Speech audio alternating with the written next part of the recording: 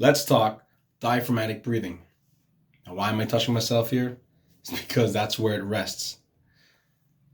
Our upper body, our torso, is divided by the diaphragm, sort of shaped weirdly like a crown, dome shape on top. It divides the chest cavity, which is pressurized, and the air pressure is actually controlled by the diaphragm and its movements. And the diaphragm, again, is dividing the torso into the lower half as well, which is where all your organs and the good stuff is resting. In order for your lungs to reach its full potential or capacity, your diaphragm needs to be able to pull as low as it can, like a muscle. The more and further it can pull, the more your lungs can expand. And when your lungs expand to its full capacity, you have a better oxygen and CO2 exchange. It means more open lungs means more oxygen in than usual, as well as more CO2 out. So it's really important that when you do diaphragmatic breathing, you take deeper breaths, not short breaths. And you also learn to make space for your diaphragm to do its job. And what I mean by space for your diaphragm to do its job, well, we're talking about being cut in half here or divided by the diaphragm. It needs to move down to pull to allow for the suction of air in your lungs. What's right below the diaphragm? All the organs, all the good stuff. And sometimes there's more than that.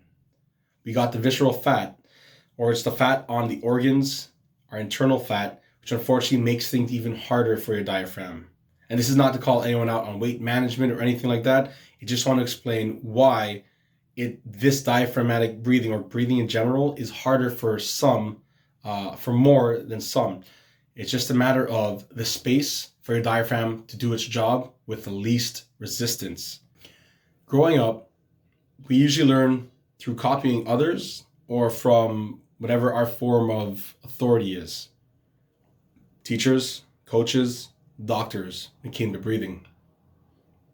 A lot of teachers and coaches never said anything about belly breathing to me. But a few times where I had bruised ribs from sports and I was checking up if they're fractured or not, it pained me to breathe.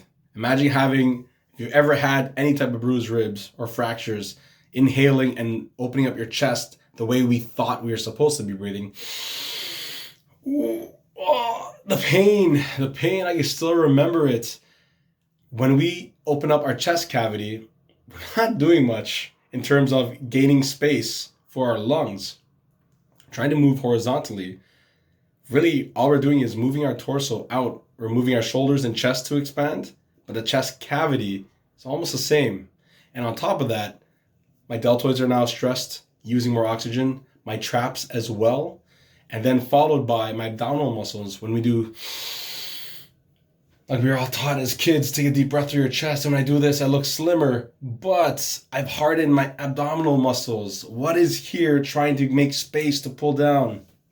We were working against our diaphragm. So what I was taught growing up didn't really amount to much help in terms of catching my breath. It took even longer to eventually catch my breath. And luckily, it didn't go through too much trauma or stress where I got to any anxiety or panic attacks. Can't say the same for everyone else, though, who did not get this kind of coaching or knowledge like shown onto them or brought to their attention. Doctors have told me to belly breathe when I got injured. The issue is they didn't know how to explain it to me, and they actually didn't want to explain when I asked. That's my family doctors back then. So it's a matter of having the courage to ask the right questions, but having the right mentors willing to actually share their knowledge with you. And because I didn't know that, I thought doctors were crazy. 2 doctors told me to breathe through my belly and then couldn't explain it to me. And I was like, wait a minute, my lungs are up in my chest. You're a doctor? How the hell did you get your license? But it wasn't explained. And only when my wife, Gina, got a fractured rib while pregnant with our first kid, Phoenix, she went through the last trimester with a fractured rib due to catching a cough from kissing people when they were sick and someone not being smart about not seeing a pregnant woman while they were sick. She caught a cough.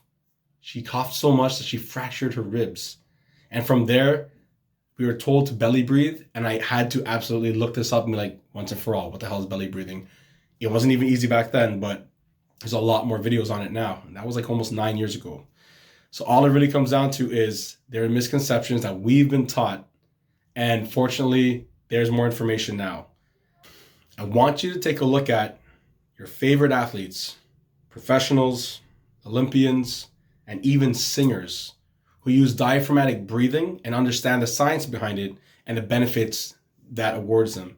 Even people who are singers and entertainers in terms of dancing and singing at the same time, the best in the world, Beyonce, J-Lo, you'll notice that they're breathing from their stomach. You might not have realized what they're doing, but they're way ahead of the game. They know it because they've talked to the right people and they got the right resources. It helps for holding a note or for having longer conversations without having a breath in between of the sentence. Like you just keep going and going and going and going and going and going and going and going and going. Oh, there's a breath. But it's a matter of training yourself.